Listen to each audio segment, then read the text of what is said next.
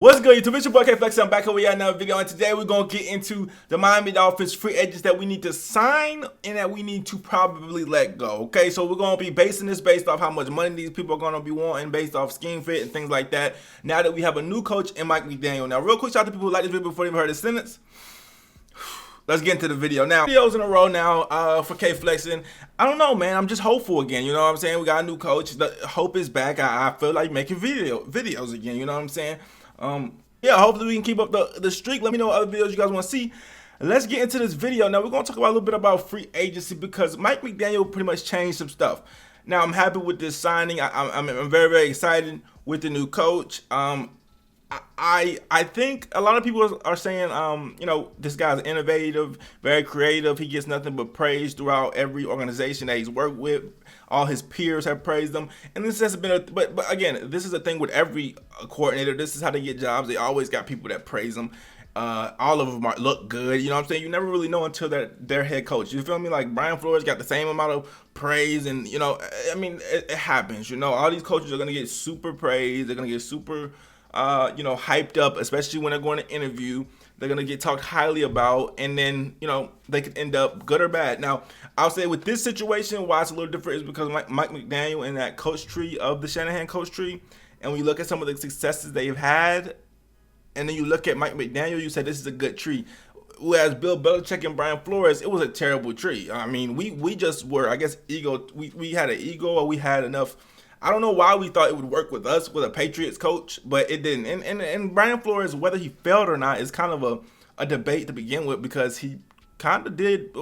His first couple of years, we were tanking, and then, you know, when we got a roster, we did go positive. We were one game away from the playoffs. So, I mean, there's debates on whether or not Brian Flores actually failed. I mean, he definitely didn't succeed, and that was what happened. But anyways, let's get into some of these players. Now, we're only going to talk about some of the most important players, like by snap count. Obviously, there's a lot of free agents every year, everybody that we're losing. So, who's going to be priority to re-sign? We have a lot of money this year. It's not like we're like pinched for money where we have to let a lot of people go. We could almost re-sign all these people, but it's like, is it worth it at a point? So, we're going to get into it, and we're going to talk about it.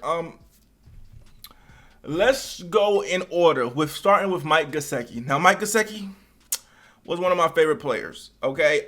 He's been one of my favorite players. He's the only player that the Dolphins have drafted that I actually wanted us to draft. If you look back at my draft videos from that year, when I was going over who we should draft in the second round, I said Mike Gesicki is my number one guy. I really wanted to draft Mike. It was the only time ever that the Dolphins ever drafted the person who I really wanted us to draft. And I've had fun watching Mike Gesicki throughout the years, but there's an issue there. And here's the biggest issue to me is how much money is he going to want, and how much of a scheme fit is he going to be? Because, and I said this like a week ago, I tweeted this a week ago, I don't see any role for Mike Gesicki with this Dolphins team if they're going to look anything like the 49ers, okay? And again, that's what I'm assuming, you know. Mike McDaniel came from, you know, a running game coordinator. He was a wide receiver coach for a little bit, but most of the time he was a running back coach until he was an offensive coordinator. He was a running back coach. He was a running guy. Majority of his, you know, coaching career in the NFL, he's been a running guy. He's been responsible for the running back. So it would be stupid of me to believe that that's not what we're going to be doing. We're going to be running the ball a lot. That's the identity that we want. I'm pretty sure that's the identity we want. Why would it not be? He hasn't shown anything else to be a great, to have an air raid offense. No, he's been running the ball since I've known him. So, you know, and since he's had his best years, they've all been on the ground. So when you look at Mike Gesicki from a scheme fit perspective, if that's where we're going, there couldn't be a worse fit at tight end. If you look at the 49ers tight end in George Kittle, this guy can block his ass off as well as catch, okay? He's one of those one-of-a-kind tight ends you really going to find rarely. It's very hard to find a tight end as good as George Kittle. You can always find one that can block. You can maybe find one that can catch, you know, and get open, but it's going to be hard to find one that can do both like George Kittle can. And so I'm not even saying that we should try to find a George Kittle, because it's going to be very, very hard. We can hope the 100 long is good, but, you know, when you look at Mike Gesicki, is he a priority to re-sign? I don't think so, and I don't think he's going to get re-signed. Because it's not that Mike Gesicki can't block, because he can't, and everybody knows that. And we knew that when we drafted him, but we didn't draft him to block. And but it's not that Mike Gesicki can't block. It's that I don't even think he could learn how to block. Like, this isn't a thing where I think he could, like, the way he's built, I think it's almost impossible for. He's like super like looks lanky and tall, and his like lower body looks kind of small. He's built like a basketball player. I don't even know if he could learn how to like. That's not the thing where I don't even think he could be tall. He's just not built to block, and in a scheme where you want to run the ball and be power running, and when you look at George Kittle and some of his run blocks, how he gets to the second level and he steals off the linebackers and stuff like that, Mike Gesicki is gonna get ran right over. And now, so at this point, I don't really see Mike Gesicki getting re-signed. So if you ask me, I don't think Mike Gesicki is going to get re-signed, and I don't think he should be. Now, this was if we would have got any other coach, I would have said yes, we need to re-sign Mike Gesicki. That's priority, and I love Mike Gesicki, and y'all know this. If you know this channel, when everybody was saying get Kyle Pitts, I was like, why do we need Kyle Pitts? We have Mike Gesicki. He's just as good. I was delusional, but I love Mike Gesicki.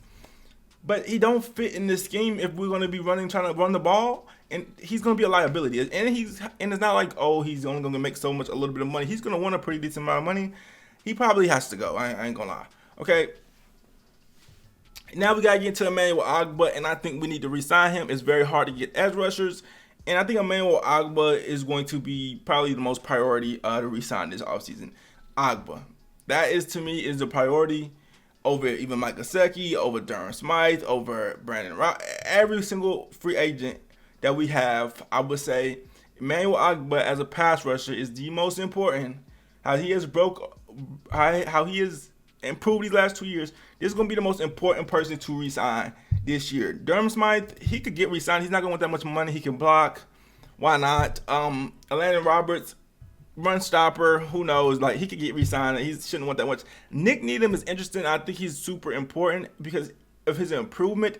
I would love to re-sign Nick Needham. And I didn't think I would ever say this, especially when his first years when he was absolutely f***ing trash. I never thought I would say, like, oh, Nick Needham needs to get re-signed. We need to pay Nick Needham. I don't know how much he's going to demand, but we should pay Nick Needham. Justin Coleman, not really necessary. Jacoby Brissett, definitely not necessary. Okay, Jacoby Brissett, I mean, again, backup quarterbacks, I don't really expect much out of them. That's why I never was that mad at Jacoby Brissett for second, because, yeah, you're a backup for a reason. It's a reason you're not starting. You're not good. And so, Brissett, I don't really care if we re-sign him. I'm just hoping Tua stays healthy enough till we don't have to see Brissett. Okay? Pilardi, the punter, he was fucking terrible. I don't care what the numbers say. I think I seen the numbers where, like, Pilardi is actually pretty decent. No, Pilardi sucks. I watched the game. Sometimes you just got to watch the games, you know? You ain't got to look at the numbers. Just watch. If you watch the games, Pilardi is terrible. That's a fact. Albert Wilson, I don't think he's necessary to re-sign. He didn't do anything this year. He has good qualities. So does Lynn Bowden. So does, you know, we just got too many receivers, if you ask me. I don't think we need any more. Will Fuller, who also I want to talk about. But yeah, I mean, we have Jalen Waddle. We have Devontae Parker. I guess it would be cool to keep Albert Wilson, but I don't think is that necessary. You know what I'm saying? How much he's going to want? Probably for what he's going to want, which probably is cheap. I think we should keep him, actually. Now I think about it, yes, we should keep him. Scratch what I said. We should definitely keep. We should re-sign him. He's not going to want that much money. He can run damn near like a running back. He could probably have a role in this offense for sure, if he can stay healthy. So yeah, I think we should keep him because I don't think he's going to cost that much money. So Ogbah and Albert Wilson right now is who I think we should keep, and Nick Needham. Those are like probably the most three important ones that I see right now. Okay, Preston Williams, he can't stay on the field. I don't really care. I think he's going to be injury prone for probably his whole career. Great jump ball receiver, so is Devontae Parker. So I mean, yeah, it is what it is. Unless we're going to get rid of Devontae Parker, then we probably should keep Preston. And I'm not going to really talk too much about the people who really didn't get on the field that much. Malcolm Brown is terrible. We don't need to keep him. Philip Lindsay, I think we should keep him because he's got that super breakaway speed. And now in a team, I'm expecting us to be heavily on the run. And if we're running by committee, then his speed could be so great, you know, part-time. Obviously, I don't see him as an every down back, but part-time, his speed could be huge for us. And there's one guy I want to talk about is Will Fuller. Will Fuller's hitting the free agency, and it just depends on what Will Fuller wants, how much money he wants, because he's very, very talented, but his finger is actually fucked up, and it's still fucked up. He posted on Instagram today a picture of his finger in a splint, so that's why he was missing the whole season. His finger is like, it got absolutely shattered. It got destroyed. I don't know how. I've never seen a finger injury that bad, but it just got destroyed to the point he just really couldn't play all season.